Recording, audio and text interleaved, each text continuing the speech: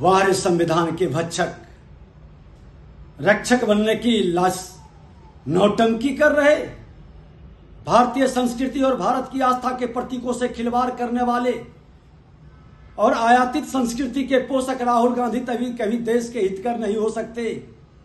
आज ये हाथ में संविधान लहराकर संविधान की दुहाई देते हैं, लेकिन देश की जनता को याद रखें कि इनके पूर्वजों, इनके परिवार ने हमारे संविधान निर्माता पूजनीय बाबा साहब अंबेडकर के साथ क्या बर्ताव किया था। पहले उनको चुनाव लड़ने से रोका था। जब निर्दलीय चुनाव जीत कर आए, उनके निर्वाचन क्षेत्र को पाकिस्तान को सुपुर्द कर दिया। देश विभाजन अपने सत्ता के लिए। बाद में इन्हें इतना हतोत्साहित किया गया कि उन्हें अंततः मंत्रिमंडल से इस्तीफा देना पड़ा। जब इनके परिवार का शासन रहा, बाबा साहब को सम्मान देना उचित नहीं समझे, न संसद में उनकी तस्वीर लगाई, न ही भारत रत्न दिया गया। बाबा साहब को यह सम्मान भारतीय जनता पार्टी, देश के प्रधानमंत्री नरेंद्र मोदी जी के कर कमलों से मिला। आज हमारे यशस्वी प्रधानमंत्री जी उनके नाम पर पंचतीर्थ के रूप में विकसित किए हैं, जो उनके प्रतिभा, उनके सम्मान, उनके विद्वता को देश की जनता जाने। राहुल जी, उनका परिवार हमेशा सामाजिक न्याय का विरोधी रहा है। उन्होंने मंडल आयोग के रिपोर्ट को दबा कर रखा, पिछड़ा अति पिछड़ा वर्ग के आरक्षण से वंचित रखने का प्रयास किया। पिछड़ा वर्ग आयोग को संवैधानिक दर्जा तक नहीं दिया। पिछड़े वर्ग से आने वाले हमारे बिहार के ही सीताराम केसरी जी को किस तरह से बेइज्जत कर करके अध्यक्ष के पद से हटाया था, बिहार के लोग नहीं भूला है। हिसाब लेगा आपसे।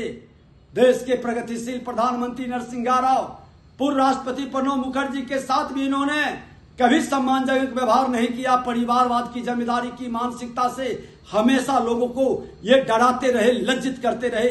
2013 में इन्होंने सरेआम कैबिनेट के निर्णय को फाड़ कर फेंक दिया था। ऐसे लोग, दरअसल अस्थिर चित्त के लोग, अपने मूड के हिसाब से किरदार बदलते हैं।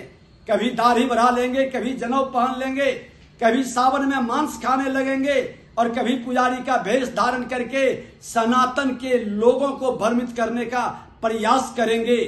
ये सनातन का सम्मान कभी नहीं किए हैं।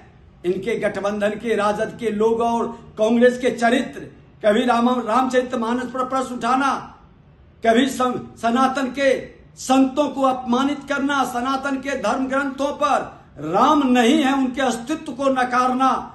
कभी संसद में गले मिलते हैं तो कभी संसद में संविधान पर हमला, संवैधानिक संस्था पर हमला करते हैं। इसलिए देश की जनता, बिहार की जनता इनको गंभीरता से नहीं लेता है। यह दुखद दुर्भाग्यपूर्ण है कि आज देश का नेता प्रतिपक्ष, जो पप्पू के रूप में पूरे देश के अंदर चर्चित है, जिनकी गंभीरता नहीं, और उसी तरह से बिहार का नेता प्रतिपक्ष जो अप्पू के रूप में, ये और पप्पू और अप्पू संविधान के प्रति कहीं न कहीं एक वैसे कलंक हैं जो संवैधानिक संस्था का हमेशा अपमान कर करके हमारे माननीय न्यायालय का, संविधान निर्माताओं के भावनाओं को भी हमेशा कुचलने का प्रयास करते हैं।